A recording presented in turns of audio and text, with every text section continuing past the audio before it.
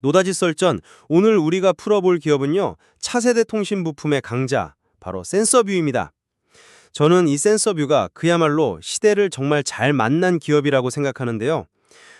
K방산의 심장부의 부품을 공급하는 이 현재의 안정적인 기반 위에 AI 데이터 센터와 양자 컴퓨터라는 뭐랄까 미래의 날개를 달았어요. 이 독보적인 기술력으로 몇 년 안에 매출 1,000억 원 클럽에 가입하는 건 저는 시간 문제라고 봅니다. 그 꿈 같은 시나리오에 저도 정말 박수를 보내고 싶습니다만, 현실을 조금 더 냉정하게 봐야 하지 않을까요? 기술력과 잠재력, 네, 저도 충분히 인정합니다. 하지만 2025년 예상 매출이 200억 원에도 미치지 못하는 게 지금의 현실이거든요. 지금 말씀하신 대부분의 그 미래 신사업은 아직 개발 중, 또 실증 테스트 중이라는 꼬리표가 붙어 있습니다. 매출 1,000억이라는 목표가 아직은 구체적인 성과보다는 좀 과도한 기대감에 기댄 청사진은 아닌지 우리가 꼼꼼히 따져봐야 합니다. 네, 좋은 지적이세요. 하지만 바로 그 지점에서 우리의 관점이 좀 갈리는 것 같습니다. 저는 현재 재무제표는 센서듀의 과거를 보여줄 뿐이고 이 기업의 진짜 가치는 그 미래를 향한 포트폴리오에 있다고 보거든요. 특히 방산 사업을 빼놓을 수가 없죠. 이건 단순한 사업부 하나가 아니라 센서뷰의 성장을 뒷받침하는 아주 튼튼한 현금 창출원, 그러니까 캐시카우가 될 겁니다. 방산 사업, 물론 중요하죠. 그런데 그 성장성을 너무 낙관적으로만 보고 계신 건 아닐까 하는 생각이 듭니다. 예를 들어서 사우디아라비아의 그 30조 원 규모 현대화 사업, 이런 해외 수주에 대한 기대감이 큰데 이건 아직 회사 스스로도 좋은 소식을 기대한다고 말하는 수준이잖아요. 아직 확정된 계약이 아닌 희망에 너무 큰 비중을 두는 건 좀 위험할 수 있습니다. 해외 수주가 가진 변동성은 저도 동의합니다. 하지만 센서뷰 방산 사업의 핵심은 해외가 아니라 국내에 있어요. 이미 K방산의 대표 주자인 한화시스템, LIG 넥스원의 핵심 파트너로 자리를 잡았다는 게 중요하죠. K2전차에 들어가는 ASAI 레이더, 이게 바로 K방산 기술력의 상징인데 여기에 들어가는 안테나와 핵심 RF 부품을 센서뷰가 공급하거든요. 사실상 레이더의 두뇌격인 신호처리 부분을 빼면 그 몸체 대부분을 센서뷰가 만든다고 보시면 돼요. 바로 그 전차 레이더 시스템이 지금 필드 테스트 중이라는 점을 저는 좀 더 파고들고 싶습니다. 물론 기중력이 워낙 뛰어나서 수율이 99%에 달한다는 건 정말 대단한 일입니다. 하지만 방산업계에서 필드 테스트라는 이 단계가 얼마나 많은 변수를 내포하고 있는지 잘 아시잖아요. 야전에서 예상치 못한 문제가 단 하나라도 발생하면 양산 계약은 기약 없이 미뤄질 수 있습니다. 아직은 김칫국부터 마실 단계는 아니라는 거죠. 저는 그 허들을 충분히 넘을 수 있다고 확신합니다. 왜냐하면 이건 단순히 부품 하나 납품하는 수준의 관계가 아니기 때문이에요. 개발 초기부터 함께 참여해서 국산화에 성공한, 뭐랄까 대체 불가능한 파트너라는 거죠. 이미 궤도형 전차에만 6,000대까지 납품 물량이 열려 있고 이 레이더 시스템이 대당 1억 원이 넘는 고부가 가치 사업입니다. 이것만 계산해봐도 엄청난 규모 아닌가요? 게다가 여기서 그치지 않아요. 장갑차, 전투기용 전자전 안테나, 구축함용 특수 케이블까지 말 그대로 6해 공을 아우르는 포트폴리오를 갖췄고요. 일부는 단독 공급자, 즉 솔벤더 지위까지 확보했습니다. 이건 경쟁 없이 안정적으로 이익을 거둘 수 있는 기술 혜자를 파놓았다는 뜻입니다. 솔벤더 지위는 분명히 강력한 무기입니다. 네, 하지만 방산 사업의 본질적인 속도를 잊어서는 안 됩니다. 계약서에 도장을 찍는 순간부터 실제 재무제표에 매출이 찍히기까지 상당한 시간이 걸리는 그야말로 슬로우 비즈니스입니다. 지금 우리가 이야기하는 수많은 파트너십과 수주 목록이 실제 현금 흐름으로 이어지기까지는 시장의 기대보다 더 긴 호흡이 필요할 수 있어요. 현재 주가나 기대감은 이런 시간적 격차를 충분히 반영하지 않고 있을 가능성이 높다고 봅니다. 방산 사업이 든든한 현재라면 이제 센서뷰의 폭발적인 성장 잠재력을 보여줄 미래로 넘어가 보죠. 바로 AI 데이터 센터입니다. 지금 전 세계 빅테크 기업들의 가장 큰 고민이 뭔지 아세요? 바로 데이터 센터의 엄청난 전력 소모입니다. 기존의 광 케이블은 빛으로 바꿨다가 다시 전기 신호로 바꾸는 과정에서 에너지 손실이 너무 커요. 그런데 센서뷰가 개발한 AEC 케이블은 이런 변환 과정 없이 구리선을 통해 전기 신호를 그대로, 하지만 훨씬 더 빠르게 보냅니다.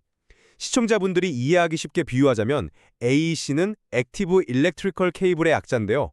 신호를 증폭시켜주는 스마트한 구리 케이블이라고 생각하시면 돼요. 광 케이블보다 전력 효율은 30에서 50%까지 높이고 가격은 더 저렴하죠. 이게 왜 게임 체인저인지 감이 오시죠? 그 기술의 잠재력 정말 매력적입니다. 데이터 센터의 전력난은 앞으로도 심각해질 문제니까요. 하지만 또다시 현실을 짚어봐야 합니다. 그 게임 체인저라는 AEC 케이블, 현재 상태가 어떻습니까? 글로벌 빅테크 기업과 실증 테스트 중입니다. 그리고 회사 측에서도 2026년 안에 유의미한 매출이 나올 것이라고 전망하고 있죠. 정부 미래에 대한 예측일 뿐 지금 당장 회사의 이익에 기여하는 바는 거의 없습니다. 청사진은 정말 화려한데 아직 손에 잡히는 결과물이라고 보긴 어렵지 않을까요? 그건 결과가 없다는 뜻이 아니라 곧 결과가 나온다는 가장 확실한 신호로 해석해야죠. 특히 양자 컴퓨터 분야를 보면 더 명확해집니다. 이미 정부 연구기관에 극저온 환경을 견디는 특수 케이블과 커넥터를 납품한 실적이 있어요. 이건 단순한 연구 개발 단계를 넘어서 실제 매출로 연결된 구체적인 성과입니다. 양자 컴퓨터 시장이 얼마나 거대한지 아십니까? 시스템 한 기당 들어가는 케이블과 부품 가격만 40억에서 50억 원에 달해요. 센서뷰는 아무도 가보지 않은 이 시장의 문을 가장 먼저 열고 들어간 겁니다. 바로 그 지점이 제 우려의 핵심입니다. 아무도 가보지 않은 시장이라는 건 그만큼 불확실성이 크다는 뜻이기도 하죠. 양자 컴퓨터 시장 자체가 아직 제대로 열리지도 않은 초기 형성 단계입니다. 정부 연구소에 납품한 실적 하나만으로 앞으로 열릴 수조 원대 상업시장에서의 성공을 예단하는 건 그건 논리적 비약일 수 있습니다. 이건 마치 1980년대에 개인용 컴퓨터 부품 하나를 납품했다고 해서 지금의 반도체 시장 전체를 장악할 거라고 예측하는 것과 비슷해요. 시장의 성숙도라는 거대한 변수를 무시하고 있는 거죠. 반도체 테스트 장비용 케이블도 마찬가지입니다. 이제 막 그 까다로운 독일 제품을 대체하는 승인이 났을 뿐이지 시장을 장악한 건 아니잖아요. 회사가 감히 따라올 수 없는 기술 장벽의 힘을 간과하신 겁니다. 단순히 부품 하나를 잘 만드는 회사가 아니에요. 생산 방식부터가 차원이 다릅니다. 경쟁사가 분당 0.3m 속도로 케이블을 끙끙대며 감을 때 센서뷰는 압출 방식으로 분당 4m, 즉 10배 이상 빠르게 뽑아냅니다. 비유하자면 경쟁사가 손으로 스카프를 한 올 한 올 뜨개질할 때 센서뷰는 최첨단 방직기로 옷감을 짜내는 것과 같아요. 누가 대량 생산 경쟁에서 이길지는 명확하죠.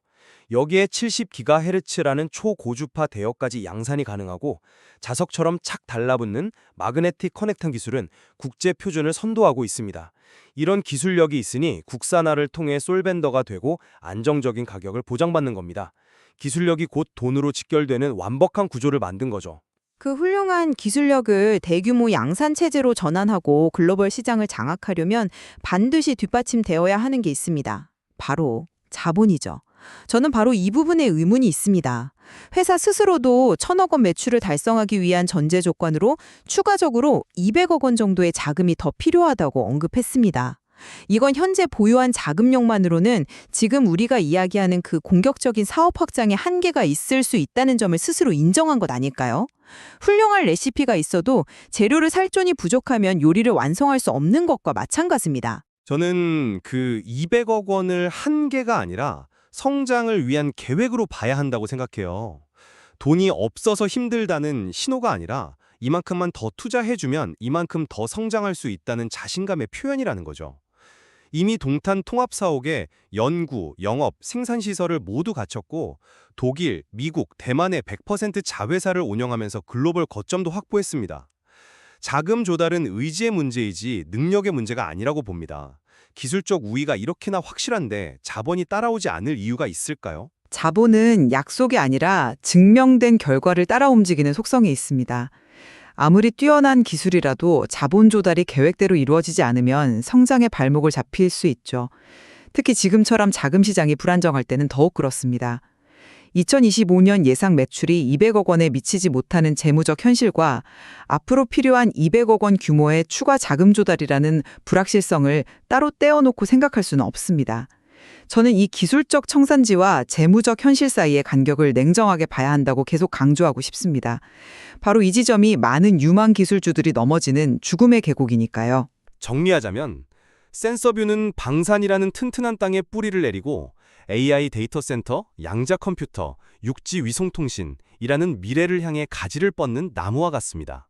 단기적인 실적이라는 숫자보다는 경쟁사가 넘볼 수 없는 독보적인 기술력과 미래 핵심 산업을 아우르는 포트폴리오가 만들어낼 기하급수적인 성장의 잠재력에 주목해야 한다고 생각합니다. 센서뷰가 가진 기술적 비전과 로드맵이 분명 매력적이라는 점에는 저도 이견이 없습니다. 하지만 오늘 우리가 논의했듯이 수많은 기대와 전망, 그리고 테스트 중이라는 과제들이 실제 매출이라는 구체적인 열매로 맺히기까지의 과정은 결코 순탄치만은 않을 겁니다. 특히 현재의 재무 상황과 추가 자금 조달이라는 현실적인 과제는 이 기업의 성장 속도를 결정할 가장 중요한 변수가 될 것이고요. 분명한 사실은 센서뷰가 K-테크의 현재와 미래를 동시에 보여주는 매우 중요한 기업이라는 점입니다. 방산국산화부터 미래통신기술까지 이들의 행보 하나하나가 우리 산업에 미치는 영향이 클 겁니다. 맞습니다. 그 성장 경로에 대한 최종적인 평가는 시청자 여러분의 몫으로 남겨두겠습니다. 압도적인 기술의 잠재력에 투자할 것인가, 아니면 재무적 현실의 안정을 더 중요하게 볼 것인가, 아주 흥미로운 질문이 아닐 수 없습니다.